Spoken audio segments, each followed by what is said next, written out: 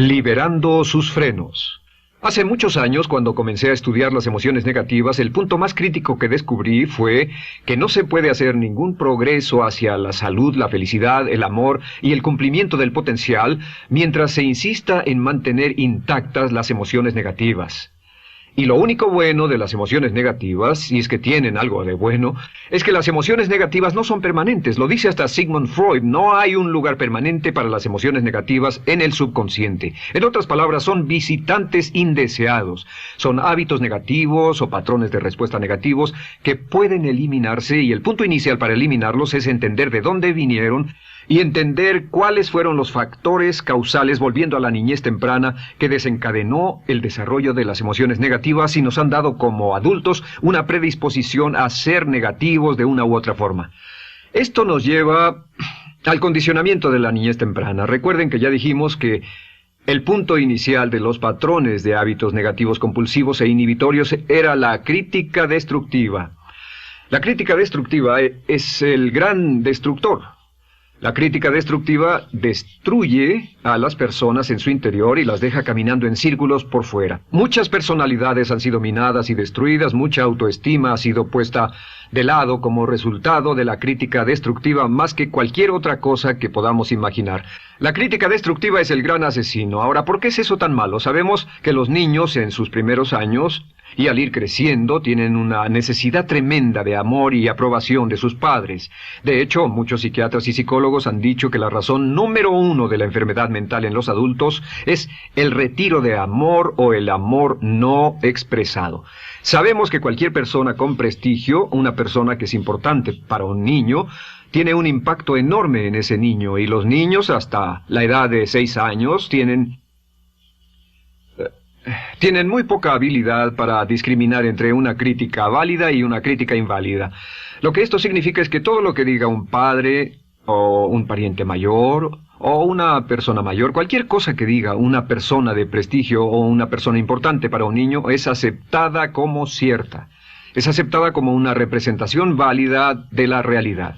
Si una madre dice eres un niño malo, o si un papá dice eres flojo, si alguien dice no eres dependiente, o si alguien dice que somos estúpidos o tontos o feos, el niño no tiene capacidad alguna para discriminar entre lo válido y lo no válido. Ese niño acepta eso como una verdadera representación de la realidad. Va más allá de la mente consciente, va directamente al subconsciente y ahí se queda. Muchos de nosotros como adultos aún estamos viviendo en base a la información negativa que recibimos cuando éramos niños. Y después como adultos que decimos así es como soy, o siempre he sido así, o algunas personas dirán, pues es de familia, tu padre era así, los hijos son así, tu madre era así, etc. ¿De dónde viene? Nada de estas cosas es de familia. Por ejemplo, cuando estaba creciendo, mis padres habían sufrido la depresión y la depresión les produjo un impacto enorme, y cuando hablábamos de comprar algo, lo recuerdo muy bien, mis padres se ponían muy tensos y decían, no podemos pagarlo, no podemos pagarlo, no podemos pagarlo, no podemos pagarlo. Tenían una mentalidad de carencia, esta mentalidad de no podemos pagarlo toda su vida. Y luego yo crecí, y aunque nunca he experimentado la depresión, y la mayoría de ustedes, 10, 20, 30, 40 años después, aún estamos diciendo, no puedo pagarlo, no puedo pagarlo, no puedo pagarlo. Aún tomamos como base esas frases críticas, esas frases emocionales que usaban nuestros padres. Tal vez sus padres les decían como mi padre me decía a mí una y otra vez, nunca acabas lo que empiezas, nunca acabas lo que empiezas. Nunca acabas lo que empiezas. Eres un flojo, nunca acabas lo que empiezas. Y cuando fui adulto tuve muchos problemas para acabar lo que empezaba. Al acercarme al final de la tarea, comenzaba a sentirme ansioso y buscaba cualquier excusa por posponerla o retrasarla. El segundo factor que nos predispone a emociones negativas es la falta de amor. Sabemos que las personalidades de los niños se desarrollan al grado en que reciben una alta calidad y una alta cantidad de amor de sus padres. Existe una relación de 1 a 1 entre la cantidad de amor, la calidad de amor y una personalidad sana. Ese amor negado o la privación de amor es la causa clave de la infelicidad, la negatividad y la enfermedad mental en los adultos. Para que un niño se sienta realmente amado, el niño debe tener padres con buenos conceptos, y la mayoría de nosotros tuvimos padres que fueron víctimas de sus padres, que a su vez fueron víctimas de sus padres. Un escritor famoso dice que todo el mundo es víctima de una víctima. Todos son víctimas de víctimas. Nuestros padres quisieron criarnos de la mejor forma posible, pero ellos mismos fueron víctimas de víctimas. Y para que un niño se sienta realmente amado, deben existir 3 condiciones. La condición número 1 es: los padres deben amarse a sí mismos.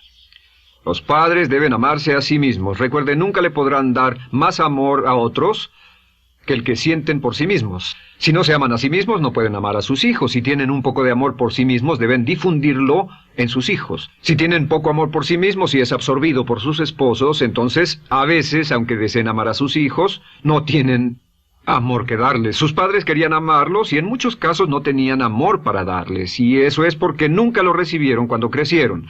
El segundo requisito es: los padres deben amarse mutuamente. Para que un niño crezca sintiendo confianza en sí mismo, crezca sintiéndose amado, a salvo y seguro, debe crecer en un ambiente donde los padres se amen. No hay nada que le dé más temor a un niño que crecer en un hogar donde los padres peleen entre sí, donde los padres no se amen, donde haya dificultades, porque el niño siempre tiene una tendencia, primero que nada, ser una víctima, pues al niño se le grita y se le vocifera, y entonces cree que la razón por la que mamá y papá pelean es su culpa. Ahora, una investigación interesante: como hay muchas familias de un solo padre, la investigación interesante muestra que cuando uno de los padres se va como resultado de una separación o un divorcio, los niños que quedan invariablemente están convencidos de que la razón por la que el otro padre se fue se debió a algo que él hizo. Y es importante que si un matrimonio o una relación va a terminar y uno se va a ir, que el padre que se quede les diga a los niños una y otra vez que la razón por la que la relación no funcionó no tuvo nada que ver con ellos. Solo tuvo que ver conmigo y con papá, conmigo y con mamá. No tiene nada que ver con el niño. El niño necesita oírlo muchas veces antes de que se sienta confiado y seguro. Y por supuesto, siempre es mejor que un niño sea criado por un padre que lo ama que por 2 padres que no se aman. Una tercera condición que debe cumplirse si no quiere que exista la falta de amor es que los padres deben amar al niño. Los padres deben amar al niño. Bueno, esto parece muy obvio y muy lógico. La verdad es que, y esto es lo más difícil para usted y para mí como adultos, que ni siquiera lo pensamos, que es posible que nuestros padres no nos quisieron. No porque no lo intentaran, querían amarnos y tenían la intención de hacerlo, desde luego, etcétera, etcétera, pero simplemente como tenían conflictos mutuos y problemas sin resolver con sus padres, y sufrieron la guerra y la depresión, tenían que hacer carrera y otras responsabilidades, nunca lo lograron totalmente. ¿Entienden? Esa fue la dificultad. Lo deseaban, pero nunca lo lograron. La única forma en que puede amarse a un niño es pasando una gran cantidad y calidad de tiempo con el niño. Tiempo en gran cantidad y calidad con el niño. 10 minutos al día no bastan. Los niños se consideran valiosos según el grado en que las personas más importantes en su vida pasen tiempo con ellos. Si las personas más importantes en su vida, sus padres, solo pasan poco tiempo con ellos, los niños concluyen que la razón para ello es que tienen muchos defectos, que hay algo esencialmente malo en ellos y que por eso sus padres no pasan más tiempo con ellos. Los niños no piensan con la razón, lo hacen en forma emocional. Solo piensan: mi padre está aquí, me ama, y si no pasa tiempo conmigo, él o ella no me aman. Y si cualquiera de esas 3 condiciones existió o más cuando estaba creciendo, los padres no se amaban a sí mismos, o no se amaban mutuamente, o tal vez no lo amaban porque nunca lo lograron, aunque querían, entonces usted debe haber crecido en conjunción con la crítica destructiva que se llama culpa. ¿Y qué es la culpa? Pues simplemente la culpa es un sentimiento de no valer mucho. ¿De dónde sacamos este sentimiento? Lo obtenemos cuando continuamente gente importante nos critica en nuestra vida y simultáneamente no nos dan el amor que necesitamos. Sentimos que no valemos mucho o que no valemos nada. Y un sentimiento de culpa nos lleva a un sentimiento de falta de mérito, falta de valor y culpa. Y esa culpa, ese sentimiento de falta de mérito, es el mayor problema del siglo XX, la principal fuente de enfermedad mental. Es la fuente principal de los problemas en las relaciones, la fuente principal de enfermedad psicosomática, la fuente principal de la mayoría de los problemas que afectan a nuestra sociedad. Es el profundo sentimiento de culpa y falta de mérito que se expresa o se esconde en los pensamientos o en la actitud: no valgo suficiente, no valgo suficiente. No valgo suficiente. Ya hablamos de la autoestima y de lo importante que es. La autoestima significa me quiero mucho, me quiero mucho, me quiero mucho, me quiero mucho.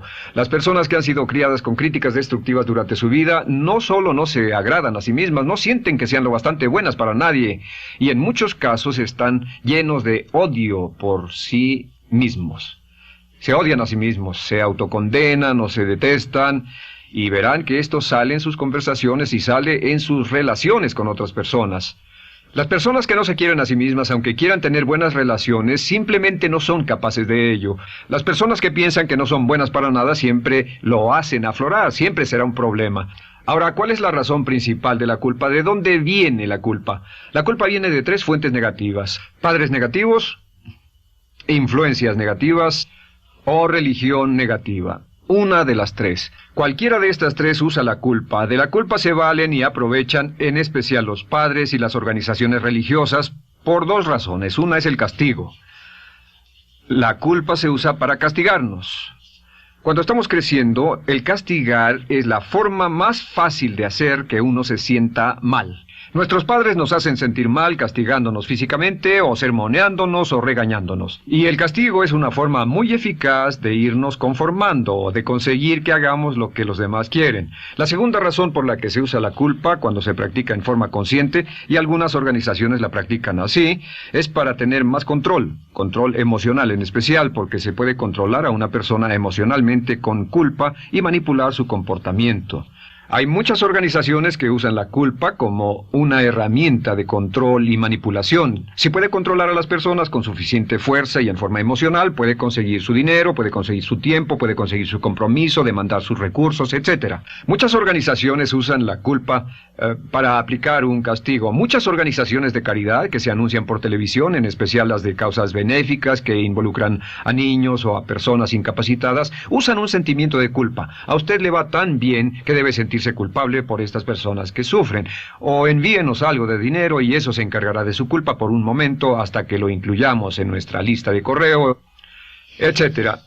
Y la culpa es un estándar. ¿Por qué se usa tan comúnmente?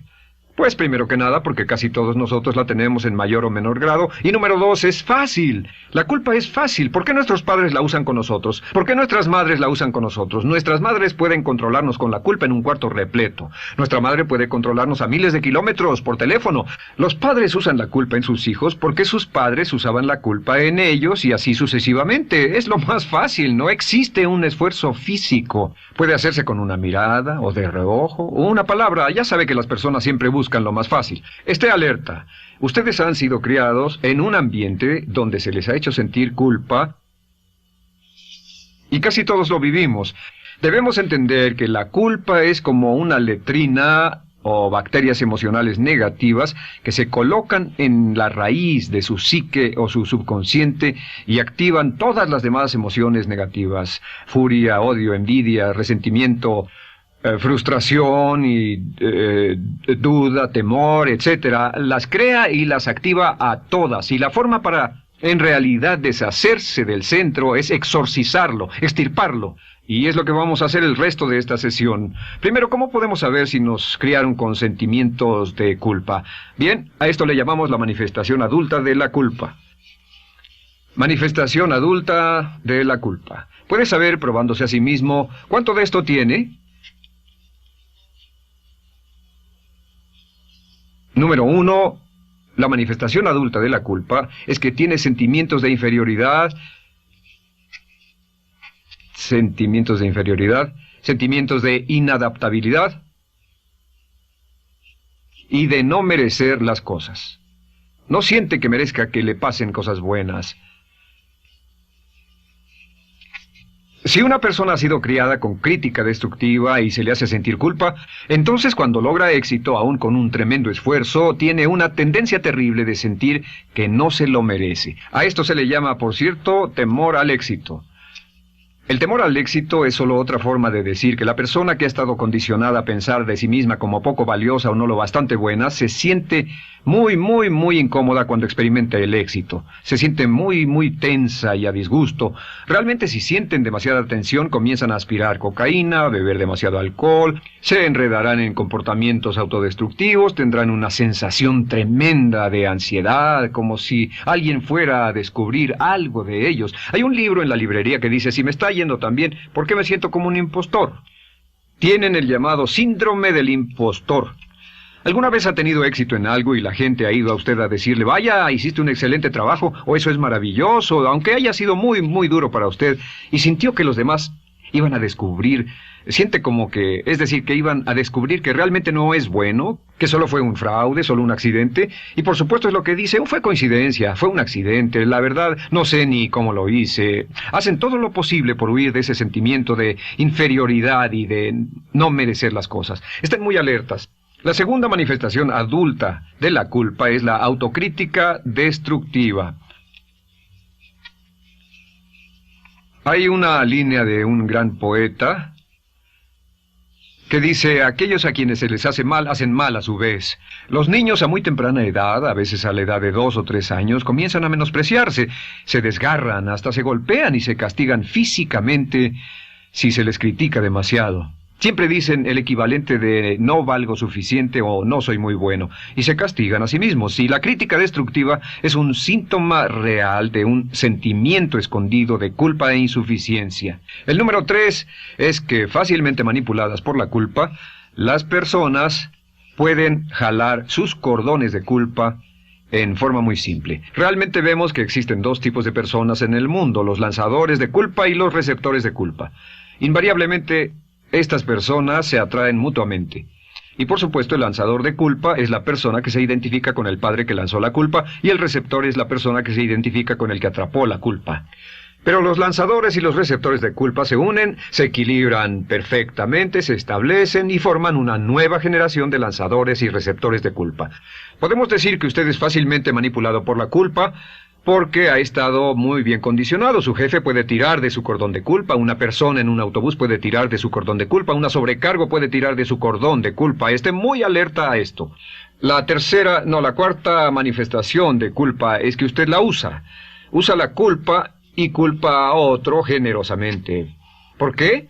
Pues si ha funcionado en usted, la hará funcionar en ellos. Le parecerá que es un intercambio, un trato muy justo. Usa la culpa y la culpabilidad y se convierte en la base de sus relaciones con los demás. Cuando algo sale mal, les echa la culpa a ellos. Algo sale mal, culpa a alguien más. En cuanto hay un problema, busca a quién culpar. Un experimento muy interesante con la cámara escondida hace algunos años, fue que hicieron una plancha de hielo y la pusieron en la acera sin que nadie los viera. No hacía mucho frío, pero lo hicieron y observaron cómo reaccionaban las personas cuando pasaban por ahí, cuando caminaban por ahí, llegaban a esa plancha de hielo, se desequilibraban y se resbalaban, y lo primero que hacían era observar a la persona más cercana a ellos, enojados, verdaderamente furiosos, en otras palabras, buscaban a quién culpar. Y si no había nadie cerca de donde habían caído, se levantaban otra vez, miraban a su alrededor, no había nadie y entonces pateaban el piso, pateaban con fuerza y se iban. Nuestra tendencia natural cuando algo sale mal es buscar a alguien o algo a quien culpar, en especial si nos criaron con una culpa continua. Y la quinta manifestación es lo que llamamos lenguaje víctima. Ahora recuerden que hablamos sobre la ley de concentración. Dice, lo que siembras cosecharás. También dice, si usas lenguaje de víctima, mantienes viva la culpa, la refuerzas, la edificas, la cultivas, la utilizas. El lenguaje víctima es lenguaje como no puedo, no puedo, no puedo. Cuando dice no puedo, no puedo, no puedo, envía un mensaje a su mente subconsciente y la mente subconsciente comprende que está inhabilitado, que no tiene control, que es una víctima. Y cuando desea poder hacer algo, su mente subconsciente retroalimenta su mensaje y dice no puedes, no puedes. Y lo segundo que dice es tengo que, y otra vez no tengo control, no estoy a cargo. Pero existe otra expresión del lenguaje víctima que debemos evitar, y es esta, trataré. Trataré, sea lo que sea, trataré. ¿Qué significan las palabras trataré? Pues déjenme decirles qué significan. Significan voy a fracasar y lo digo anticipadamente para que no me vengan con represalias. En otras palabras, dice trataré de llegar a tiempo, pero lo que está diciendo es tal vez llegue tarde y no pueden reclamarme porque dije que trataría. Cuando una persona dice trataré, está disculpando su fracaso por anticipado. Si fuera al doctor y el doctor lo examinara, lo auscultara y le dijera, pues está en pésimas condiciones, tendremos que intervenir, debemos llevarlo al hospital ahora mismo, me sorprende que haya llegado aquí, usted dirá, bueno doctor, espero que haga un buen trabajo. Y él dice, trataré. Si él dice eso, usted seguramente buscará otro médico. O si va a un abogado, lo culpan de algo y va a un abogado y le presenta su caso y dice, oiga, va a defenderme, y él dice, trataré. ¿Qué está diciendo? Está diciendo, escuche, he estudiado el caso y por lo que veo no hay mucha esperanza, pero lo tomaré de todos modos. Trataré son los que tratan de conseguir que les pague por anticipado. Otro juego de palabras que no debe usar. Por cierto, con respecto a trataré, lo que debe decir es lo haré o no lo haré. No trataré.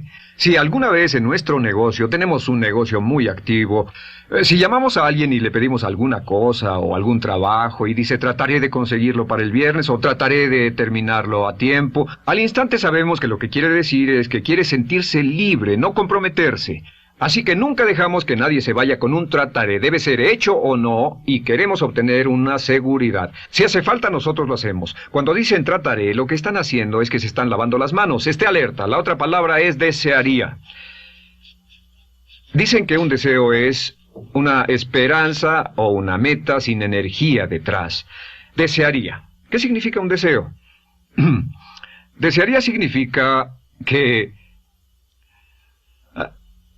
me gustaría tener algo, pero sé que nunca lo podré tener. Cuando dice desearía bajar de peso, ¿qué significa? Las palabras no dichas son, pero sé que no puedo. ¿Por qué no? Por las excusas que tiene y el metabolismo que tiene y los problemas, etcétera. Siempre hay razones por qué debe salir, etcétera. Desearía dejar de fumar, desearía estar en forma. Desearía, desearía, desearía. Cuando usa la palabra desearía, le muestra al subconsciente que esto es algo que no cree que le sea posible lograr o adquirir. Entonces el subconsciente descarta completamente esto como meta y no le da energía, ni motivación, ni impulso, ni deseo de lograrlo. Así que esté muy alerta al lenguaje víctima. Esté alerta a la expresión sí, pero. O lo haría, sí, pero. Alguien le dice, haga esto, y usted dice, sí, pero. La palabra pero, por cierto, es el gran borrador. Si una persona le dice, podría incrementar sus ingresos o incrementar su rendimiento, ser una persona mejor o más feliz o bajar de peso o lo que sea, no importa. Y usted dice, sí, pero. Lo que está diciendo es que está borrando toda la aseveración que ha dicho antes. Manda un mensaje a su subconsciente que dice, no hay posibilidad. Y no hace esfuerzo, no otorga energía, no ejerce capacidad alguna hacia el logro de esa meta. Y las personas que han sido criadas con culpa tienen 5 cualidades o 5 manifestaciones de adultos. Una es que se sienten inferiores, se sienten inadecuadas, sienten que no merecen que les pasen cosas buenas. Estén muy alertas a eso. El número 2... se autocompadecen continuamente, usan la autocrítica destructiva. El número 3... usan la culpa y la culpabilidad en ellos y en otros. El número 4 son manipuladas por la culpa y número 5 usan lenguaje víctima. Así que, ¿cómo nos deshacemos de la culpa? ¿No es sorprendente cómo se aclara esto? Este pizarrón, todo se borra. Tengo una varita mágica cuando me voy a sentar al escritorio. Entonces, ¿cómo nos deshacemos de la culpa? Para deshacerse de la culpa...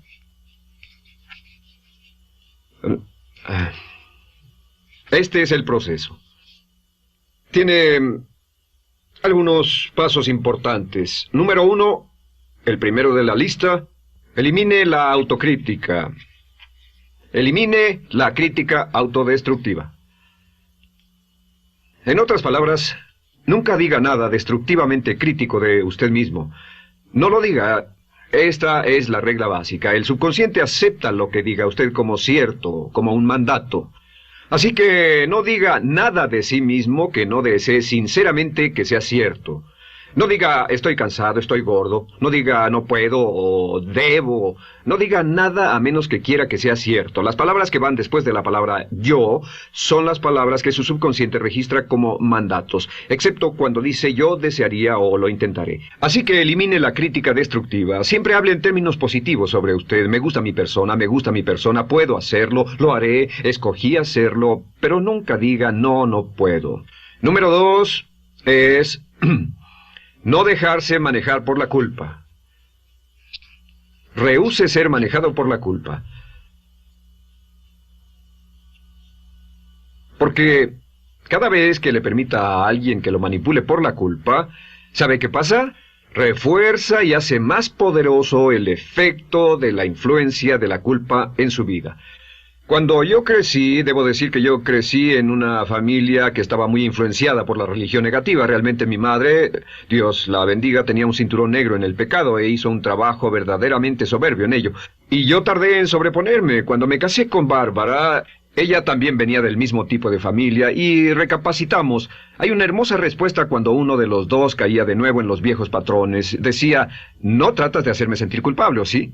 No tratas de hacerme sentir culpable, ¿o sí? Solo diga, no tratas de hacerme sentir culpable, ¿o sí? Y no deje que las personas lo manipulen usando la culpa. El número 3, no use la culpa o la culpabilidad y anuncie que no va a usarla.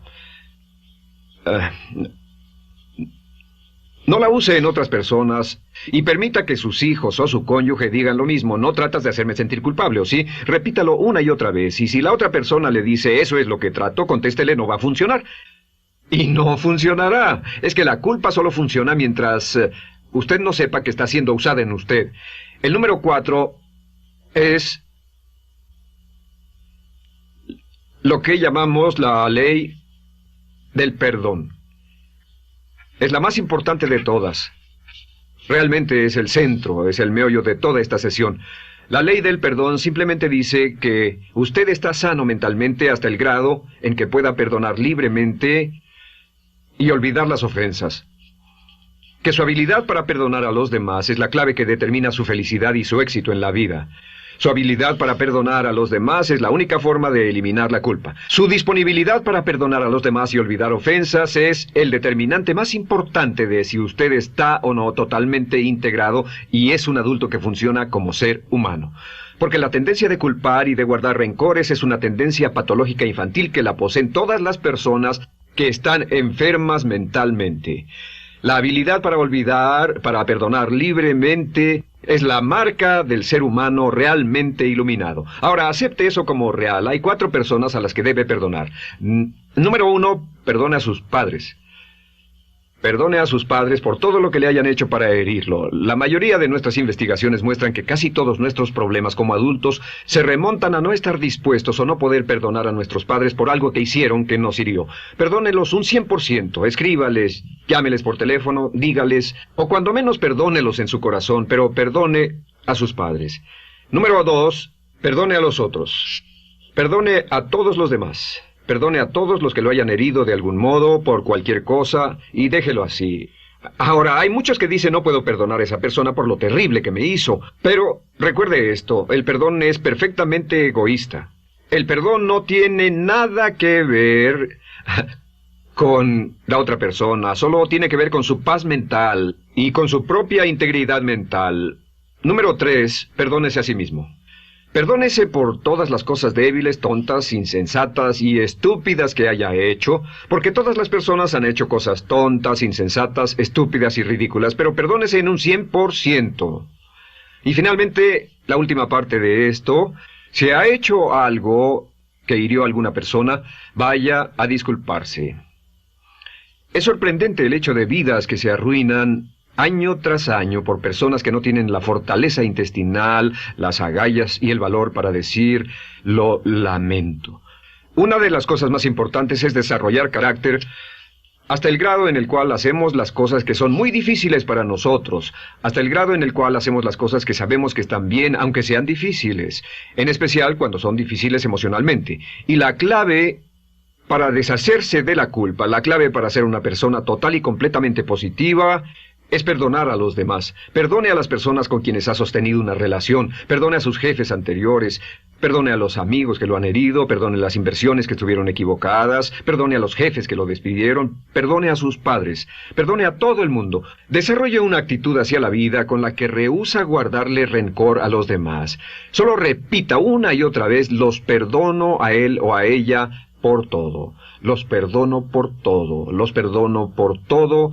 Y eso es todo. La clave para librarse de las emociones negativas es rehusarse totalmente a continuar con cualquier situación negativa. No olvide que es un acto muy egoísta, y será tan egoísta como usted quiera. El acto del perdón lo libera y libera a la otra persona y le garantiza que se moverá rápidamente hacia el cumplimiento de su potencial. Para tener éxito, una mujer debe ser mejor en su trabajo que un hombre.